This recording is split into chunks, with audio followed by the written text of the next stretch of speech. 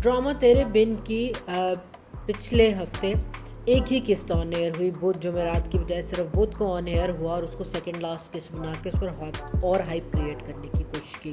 जितने फ्लैशबैक दिखाए गए इस किस्त में वो सारे अगेन री एस्टैब्लिश कि मीरब गलत है, खुदसर है, बेवकूफ़ है ते जागते रहना, ਇਹੋ ਜਿਹੀਆਂ ਕੁੜੀਆਂ पैदा ना करना, जो ਇਹੋ ਜਿਹੀਆਂ कुड़ियाँ नज़र आन तो दो चंडा रखो उन्होंने सिर पर, ये कहते हैं। दूसरी तरफ माँ बेगम जो है वो अनवर साहब को, जो मीरब के सगे वालिद होते हैं, उनको अपने बेटे की निकाह का दावतनामा देने जाती है। मतलब माँ बेगम की कैरेक्टर की अजमत को भी करोड़ सलाम है भाई। अच्छा, निकाह का सीन आप देखें, शायद ये विंटर्स में फिल्माया गया ड्रामा है, मगर वेलवेट की चादर दुल्हन के सर पे दी हुई है आपने काम वाली। किसी सर्दियों में की शादियों में भी, जो लाहौर या इस्लामाबाद भी हो रही हो, जहाँ ठंड दिसंबर जनवरी में बहुत पड़ी होती है, किसी दुल्हन को मैंने सर पे वेलवेट की चादर लिए नहीं देखा। एन जब कबूल है का टाइम आया तो आगे से मीरब बेगम आ गई।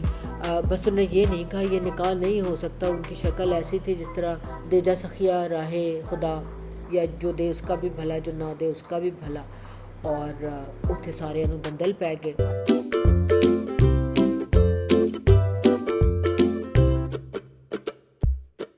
अस्सलाम वालेकुम व्यूअर्स। ड्रामा तेरे बिन की पिछले हफ्ते एक ही किस्त ऑन एयर हुई। बुध जुमेरात की बजाय सिर्फ बुध को ऑन एयर हुआ और उसको सेकंड लास्ट किस्त बना के उस पर और हाइप क्रिएट करने की कोशिश की। अनफॉर्चुनेटली उस किस्त में कुछ भी नहीं था। अगर उसमें से फ्लैशबैक निकाल दें तो शायद मुश्किल से 7 या 8 मिनट का सीक्वेंस है जो नया था, और बाकी सब फ्लैशबैक्स थे। बहरहाल Tere Bin is now officially is equal to trash bin. तो क्योंकि इसमें पिछली 10 किस्तों से जितना ट्रैश डाला गया है और जितनी बोंगियाँ मारी गई हैं इसमें, मतलब हद ही है। इन्होंने बल्कि हद ने भी हाथ उठा दिए हैं, हद की भी हद हो गई है। तो इस दफ़ा क्या हुआ, पिछली किस्त में जहाँ जी वो ख़त्म हुआ, उसको चोट लग गई थी, तो अब सबा और मीरब मिल गई। तो मीरब के घर, जहाँ मीरब अब रहती हैं, वो जो उनके अब वाले नए अम्मी अब्बू जी हैं, जो उनका सारा ख़र्चा साल दो साल से ख़र्चा चुकन लगे इन्हें जड़ा होता, वो भी मतलब अजीम ही है। चलें जी, अच्छे लोग होते हैं, हमें उन्हें अप्रिशिएट करना चाहिए। वो वहाँ आ जाती है। अच्छा, ये ऐसा घर है जो एक लो इनकम ग्रुप लोकेलिटी में घर है, मगर घर का दरवाज़ा बंद नहीं होता। सबा अंदर है, वो मीरब को समझा रही है कि बाजी तू अपना दिमाग खोल, तुझे मुर्तसिम से इश्क हो गया है, तू उसके इश्क में पागल है, तू क्या है, तुझे इश्क हो गया। और मुर्तसिम भी आपके साथ में ना गली में रहने वाला आपका यार है, ना ये रक्षे वाला है, वो आपका लीगली वेडेड हस्बैंड है। मगर आप इतनी उसमें हैं कि आप मानने को तैयार नहीं कि मुझे अपने मियाँ से प्यार हो गया। ये कैसे हो गया? मैं उदा काका जम लिया मगर मुझे इससे प्यार हो गया, कैसे हो गया? मतलब एक इमेजिन करे, एक पढ़ी लिखी लड़की के दिमाग में क्या चल रहा है। 2 साल से उस पढ़ी लिखी लड़की को ये भी ख्याल नहीं आया कि मेरा खर्चा ये पेंशन वाले उठा रहे हैं, जो बाबा जी की पेंशन आ रही होगी, अम्मी जी की पेंशन भी कोई नहीं, या रक्षे वाला चुक रहा है।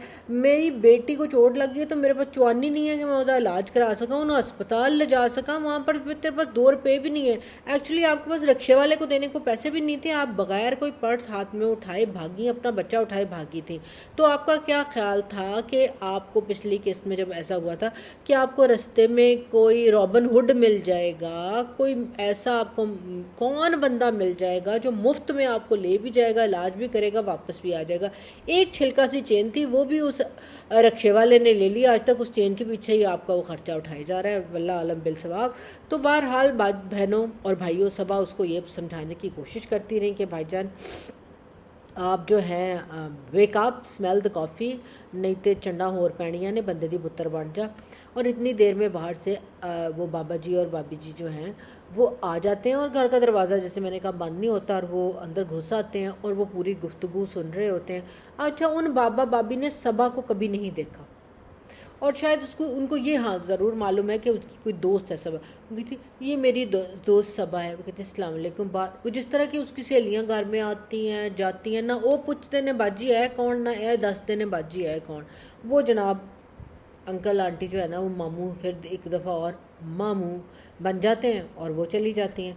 और उसके बाद वो बाबा बाबी जी को जो कि उसको हम कहीं नहीं जाने देंगे, जिसके साथ कोई बुरा नहीं होने देंगे, जिनको कभी यह ख्याल नहीं आया कि आपकी अपनी औलाद नहीं थी मगर आपके दिल में बेटी बेटे का कितना दर्द था। दुनिया आपने देखी हुई थी, देखी नहीं थी, नहीं देखी थी, कुछ तो देखा ही होगा कि 2 साल से एक जवान बच्ची जो शादीशुदा है, जिसका शौहर है, माँ बाप है, वो घर से गई हुई है। उस घर में क्या बीत रही होगी।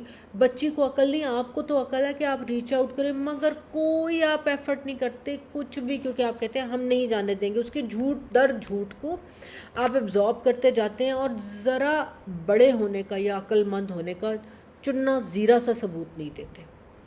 मगर अब जब सबा की बातें कान पे पड़ती हैं तो उनको लगता है ओए होए गलती होगी, सारी मिस्टेक होगी पायन। तो वो मिस्टेक कहते हैं कि हाँ ओहो, इसके घर वालों को तो पता करना चाहिए था, इसका ख्याल करना चाहिए। तो अब तो वो भी कहते हैं कि देखो अपने लिए तो मीसम के लिए ए मीसम घटते इंज लगता है किसी ना नए ग्राफिक डिज़ाइनर दी दुकान का या वैबसाइट का नाम है। कभी सुना है मीसम नाम? इसका कोई मतलब नहीं है। Bloody hell, it's a hashtag.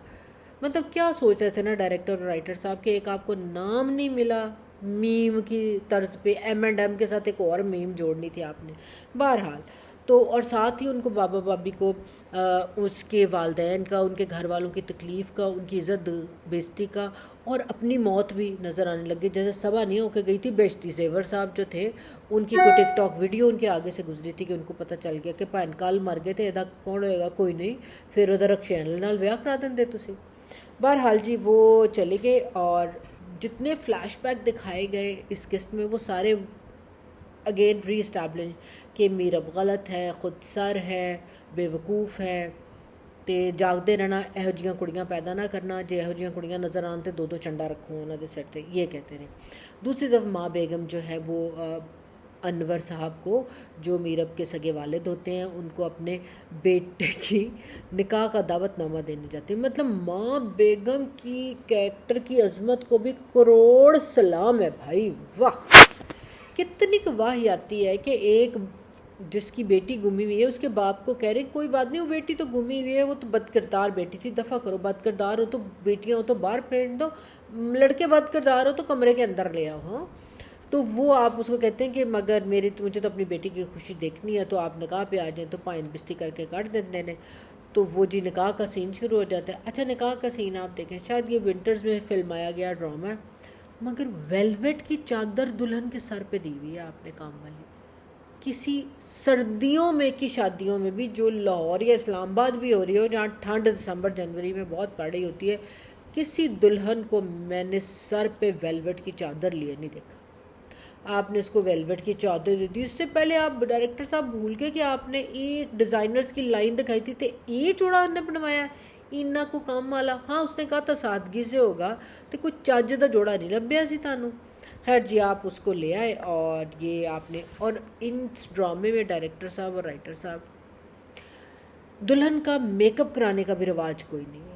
एक ब्राइडल मेकअप होता है, मतलब एक मीरब की शादी हुई थी उसका फिर भी मेकअप दिखाया, बाकी कोई मेकअप मुकअप का कोई रौला नहीं। तो इसमें भी उसने जितना उसका रोज़ का मेकअप होता है वही उसने किया होता है, और वो सज सवर के आके बैठ जाती हैं। और अगो ज़ाहिर है वही होता है जो होना सी। मगर उससे पहले निकाह में लोग कितने शामिल हैं इस माँ बेगम के टब्बर में? करीब तरीन टब्बर में बस 5 बुढ़ी औरतें हैं। वही 5 बुढ़ी औरतें मंगनी पे एक मेज़ के गिर्द बैठी बातें कर रही थी। वही 5 औरतें बहुत खुश होकर इस निकाह में शामिल हैं। बंदा कोई नहीं, बाहर एक बख्तू ही है, तो सादगी भी ताड़ी अजीबो गरीब है। कोई बंदा रिश्तेदार 4 ऐड ही कर लवे, वो किहड़े पैसे लगने सन ताड़े, मगर कोई नहीं। और फिर भाईजान वही हुआ जो इंडियन ड्रामा में होता है, जिसकी पैरवी ये ड्रामा भी मनवान कर रहा है कि एन जब कबूल है का टाइम आया तो अगे से मीरब बेगम आ गई। बस उन्हें ये नहीं कहा ये निकाह नहीं हो सकता। उनकी शक्ल ऐसी थी जिस तरह दे जा सखिया राहे खुदा, या जो दे उसका भी भला, जो ना दे उसका भी भला। और उत्थे सारे दंदल पै गए। अगला टीज़र जो ज़ाहिर है हम दिखा रहे हैं, और अब्बा जी को भी धक्का पै गया, अम्मा जी दी अखां फिर पाट के बाहर आ गई, वो सकते च चला गया मुर्तसिम। तो अगली किस्त जो होगी वो तकरीबन 2 घंटे की होगी, जिसमें 1.5 घंटे के जनाब फ्लैशबैक होंगे, और एंड में मीरब और मुझसे इकट्ठे हो जाएंगे, क्योंकि M&M ने जाना तो एक ही पैकेट में ना। वो M&M की छोटी छोटी बंटिंग्स बच्चे चॉकलेट खाते हैं, या ऐसे गोल सी ऐनक नहीं होती बच्चे लगा के फिर रहे होते हैं, ऐसे ऐसे बंटिंग्स बनी होती हैं, वो भी M&M की देसी वर्जन है। तो ये भी M&M की देसी वर्जन है। So till the last scene, खुदा हाफिज़।